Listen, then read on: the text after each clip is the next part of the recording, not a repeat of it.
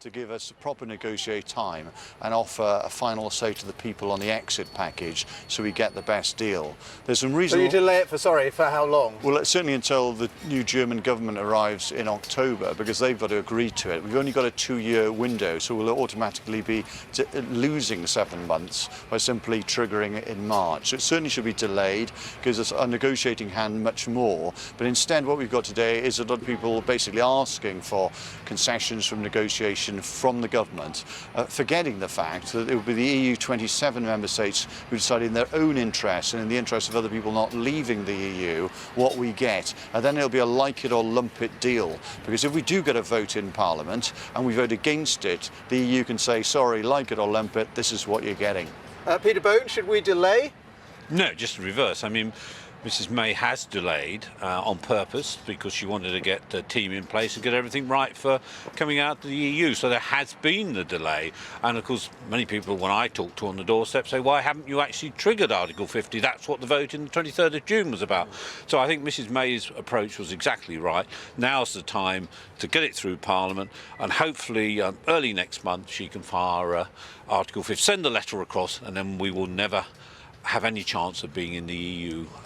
It's final, done, dusted. And that's your point. And quite right, on principle, Geraint is going to vote against that because he doesn't believe in it. But it is a crucial, I mean, it is historic, because when it clears the parliamentary hurdle and the letter's delivered, we are coming out.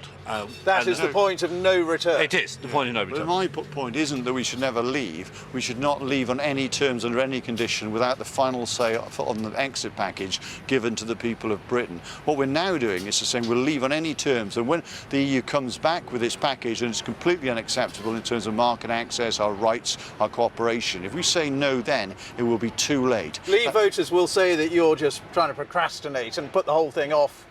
No, I accept that people have voted in good faith to leave the EU, and they thought they'd get more money and market access and all the rest, but in fact they'll get less money, they won't get market access, and they won't be happy. That's why they should have the final say on the exit package, because if it doesn't reasonably represent what they voted for in the first place, we shouldn't leave. You're rerunning the referendum campaign. Not. All those issues were discussed. The people took all those into account and decided the way they did.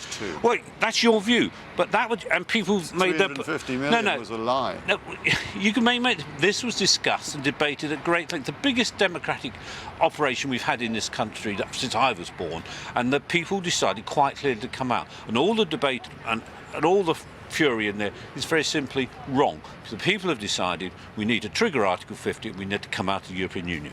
Just quickly, Geraint Davies, how many people will, on the Labour side, do you think will go against Jeremy Corbyn? You're going to go against him and vote against the bill. Well, how many others? So we're clear, I'm not going against Jeremy Corbyn. Well, you're going against his three-line whip. Well, I mean, he obviously, Jeremy, has many times, 400 times or more, broken the whip. He will respect other people's principles. I think we should delay to get the best deal. He may not share that view, and obviously I'll live with the consequences. But how many others do you think will go with you against the bill? More than 47, which was last week's rebellion? I guess so. There's a few people now listening to the debate, realising that there's a bit of a sham going on. As soon as we trigger, we can't control events. And Peter Bone, do you think the government will get this through comfortably tonight? Oh yeah, on third reading by a big majority. I completely respect MPs who take a different view on it, but Parliament will speak. We will see. If there is a big vote for coming out, triggering Article 50, I think that's something the Lords will listen to, and I think within a few weeks the whole process sort of. You don't think the Lords will block it in any way? I don't think they will, because unelected chamber blocking what Parliament wants in the Commons and what the British people have voted for seems most unlikely. Geraint Davies, would you like to see the Lords block it? Well, I think we've had only 3 days to look at this, when we had sort of 3 times as much for Maastricht and Lisbon, other important treaties. This is a massively important issue. I think the Lords need to give it due consideration and think about giving people a final say on the exit package in the knowledge they voted in principle to leave. Gentlemen, thank you very much indeed. Peter Bone, Geraint Davies, always a pleasure to talk to you and for you to debate each other. We will make America great again.